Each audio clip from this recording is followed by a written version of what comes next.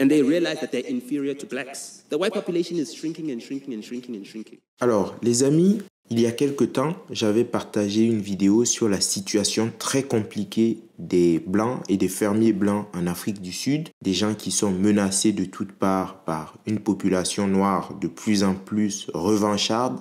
Et je vous avais présenté un fermier blanc exilé aux États-Unis qui parlait de la situation et qui appelait à l'aide Donald Trump et Elon Musk.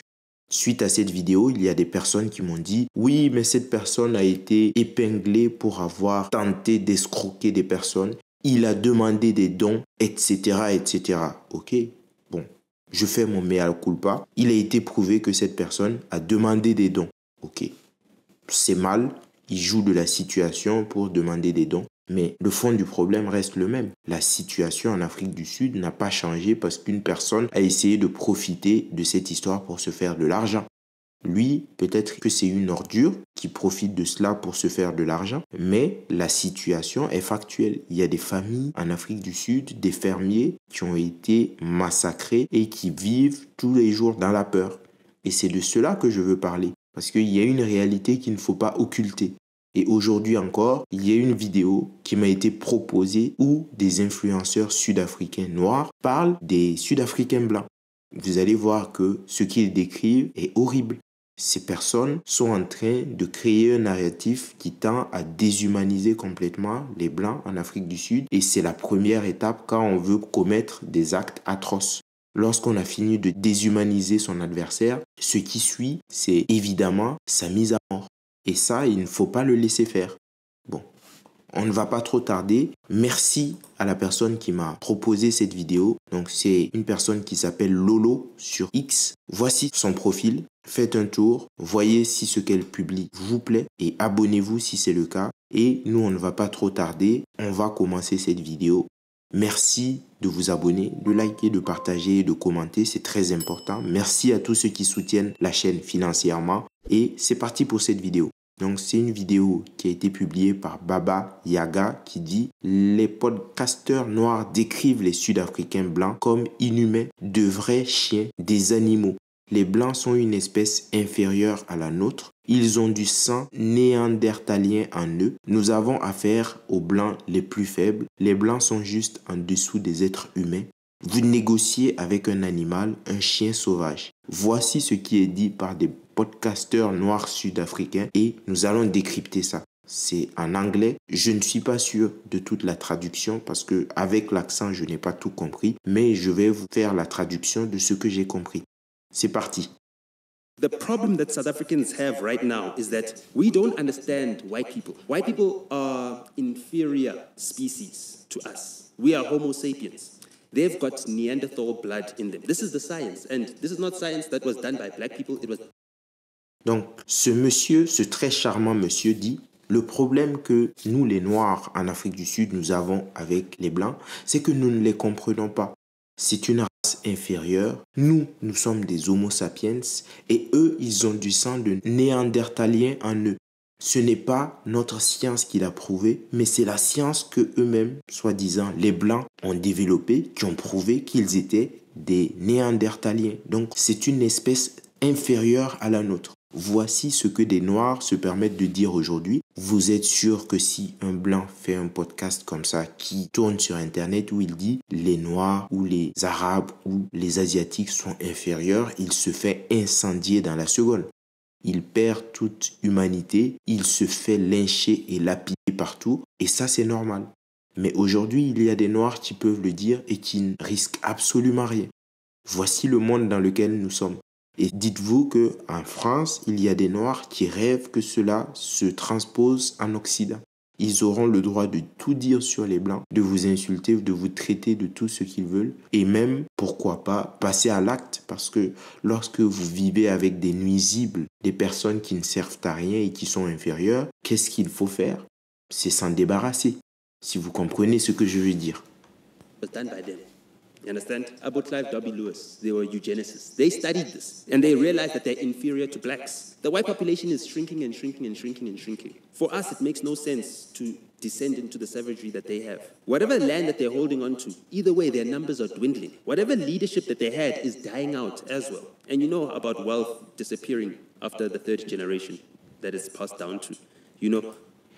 Donc, il continue en disant que les populations blanches sont en train de rétrécir, leur nombre est en train de rétrécir parce que génétiquement, des personnes comme ça finissent par devenir de plus en plus faibles, je pense. Il dit que même leurs leaders qui ont permis qu'ils s'établissent dans ces pays sont morts et aujourd'hui, selon lui, les Blancs sont devenus de plus en plus faibles.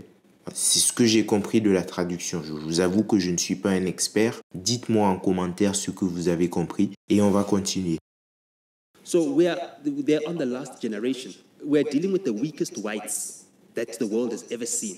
So we expect to have Ubuntu, humanity. Unfortunately, by the strictest definition of what a human being is, white people are just below human beings. Donc pour lui, il y a une certaine règle qui dit qu'au bout de la 3e génération, les espèces deviennent plus faibles.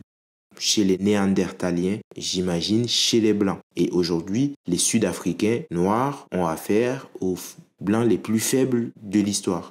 Quand vous faites face à des Blancs faibles, qu'est-ce qui reste à faire? Vous le savez. Vous savez implicitement ce qu'il est en train de dire. Il dit aussi qu'on espère l'humanité. Quand il dit Ubuntu, c'est de l'humanité vis-à-vis de ces gens. On espère que ces gens comprennent l'humanité. Mais en réalité, ces Blancs sont incapables de comprendre la façon de penser des personnes normales. Ils ne se rendent même pas compte qu'ils sont venus spolier des personnes en Afrique du Sud, c'est-à-dire des Noirs, parce qu'ils sont inférieurs. Ils sont juste en dessous de l'humanité. Donc, ce sont des gens qui sont incapables de comprendre comment fonctionne l'humanité. Donc, les Blancs ne sont pas humains. Voilà pourquoi il faut s'occuper d'eux. Bon, il ne l'a pas dit, mais moi, je paraphrase pour lui. Negotiating with an animal, a wild dog that you're trying to train to be tamed, to be Upopi, who guards your house. You can never do that. So we're expecting Ubuntu from them. We're like, you stole our land, you butchered our people and everything else, and we just want justice. We're not out for your blood. We're not chopping off your heads. We're not doing anything. Why don't you guys understand that? Why don't you guys have Ubuntu? Why don't you guys have a heart? They don't, because they're incapable of that. You cannot expect the same behavior of a human being that you're expecting of a dog. Donc, il dit enfin qu'il est impossible de discuter avec les Blancs en Afrique du Sud, et les Blancs en général, parce que ces gens ne se limitent pas aux Blancs en Afrique du Sud. Je vois de nombreux Blancs qui disent « Oui, mais ils sont venus spolier des terres. » C'est l'histoire de l'humanité, les amis. Même les terres en Afrique, rien ne dit qu'aujourd'hui, les Noirs qui sont en Afrique du Sud n'ont pas spolié ces terres à d'autres espèces. Personne ne le sait. C'est l'histoire de l'humanité. Il y a eu des conquêtes, il y a eu des pillages, il y a eu tout ce qui s'est passé. Mais aujourd'hui, voici la rhétorique que les Noirs en Afrique du Sud utilisent. Donc il dit que c'est impossible de discuter avec ces Blancs parce que ce sont des animaux sauvages, des chiens enragés. Et vous ne pouvez pas discuter avec eux. Aujourd'hui, certains Noirs se demandent « Mais pourquoi les Blancs sont incapables de comprendre notre souffrance? Ils ont quand même volé nos terres, ils nous ont chassés. Ils refusent qu'on demande justice et réparation aujourd'hui. » Et pour lui, il ne faut pas s'attendre à cela parce que les Blancs sont incapables de réfléchir, de ressentir des émotions comme des humains. Ce ne sont pas des humains, ce sont des animaux, des chiens enragés. Voici le discours qui est tenu par des Noirs aujourd'hui en Afrique du Sud. Et vous voulez qu'on passe tout cela sous silence. Est-ce que vous savez que tous les drames qu'il y a eu dans l'histoire, notamment au Rwanda, tous ces drames ont commencé de cette façon. Il y a eu une ethnie qui a commencé à diaboliser l'autre, notamment à la radio des 1000 collines, en disant que c'était des êtres inférieurs, que c'était des êtres vils, avides et même des animaux. Et c'est comme ça, au fur et à mesure qu'ils ont monté toute une ethnie contre une autre et qu'il y a eu les événements de 1994. Prenons garde à ce que l'Afrique du Sud ne se transforme pas en énorme parc ou forêt de chasse parce que ça risque d'être très très sale. Je m'arrête là les amis. C'est une vidéo qui est assez difficile. Elle a été signalée à plusieurs personnes, plusieurs autorités. Je ne sais pas ce qui va être fait. Je ne sais pas quelles sont les règles en matière d'expression en Afrique du Sud. Mais c'est quelque chose de très très grave. Allez, moi je vous dis à bientôt pour une autre vidéo. N'hésitez pas à partager cette vidéo au maximum, à la liker et à commenter. Et ciao. Blanc sans le laine, avec black, comme quoi sans haine, on est tous les mêmes.